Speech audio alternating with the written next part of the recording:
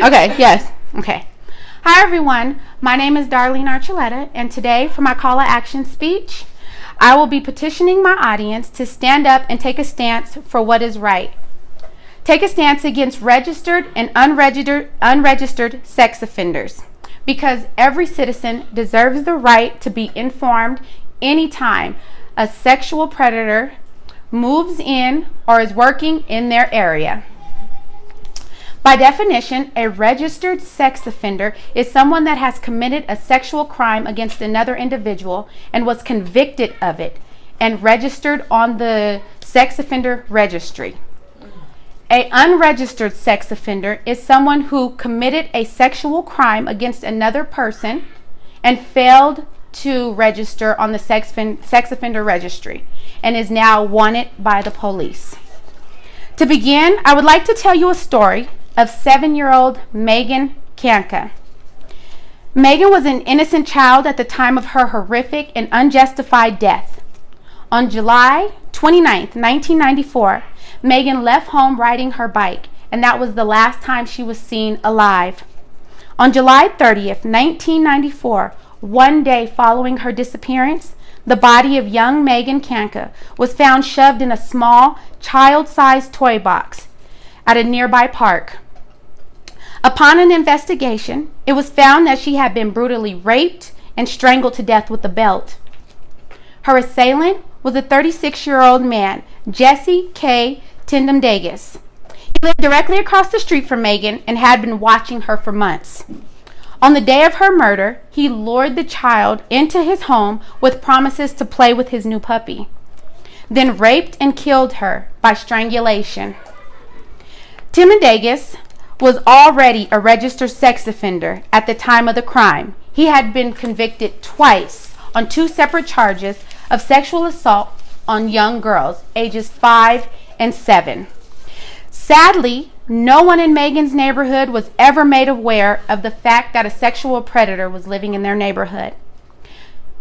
This brings question to, could Megan have been saved if her parents were aware that a sexual predator were living in their neighborhood? If you would like to read more about Megan's story, you can Google her name at Megan, Kanka, and read the full story. For my visual aid, I would like to show you images of sex offenders and their stories.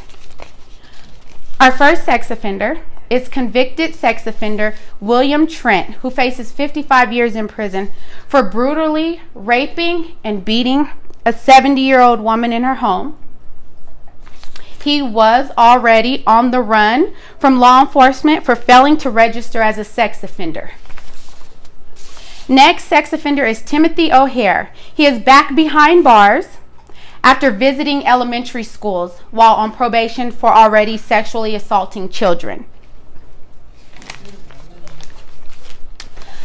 Stories like this and many others have been flooding the internet and local news for years. It is terrifying to think that you or someone you love could one day end up a victim of a sexual assault. It is imperative that all communities come together and figure out a way to identify sexual predators living or working in our areas. I have chosen this topic because I am a mother, a sister, an aunt, and a daughter. But most importantly, because I am a woman, and it is terrifying to think that a sex offender could reside right next door to me, and I may never know until it's too late. There are many debates worldwide to whether or not a sex offender can or cannot be rehabilitated.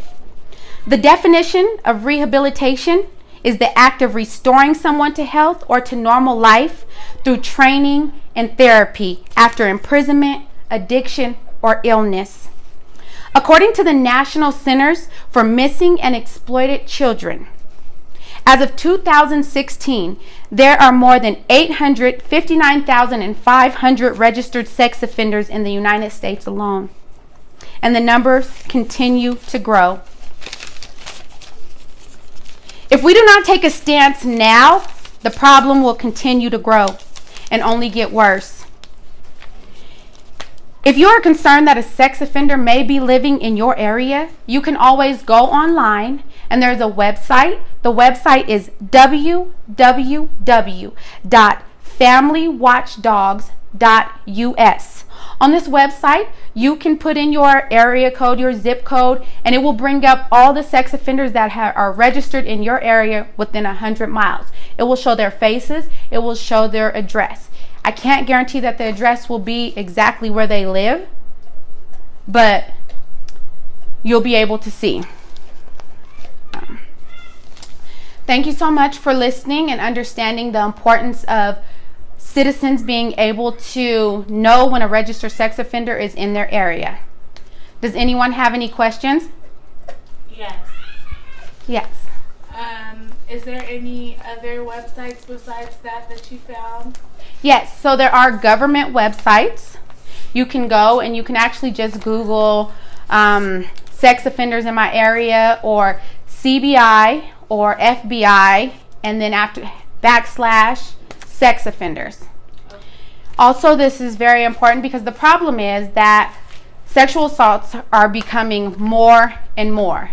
And there are so many things that we can do as a solution if we petition this. For a solution, we could petition the government or local law enforcement that before you let these sex offenders out of jail, they should have to register. Because what they do is they give the sex offenders the chance to get out, and then they have to go to the police station on their own and register.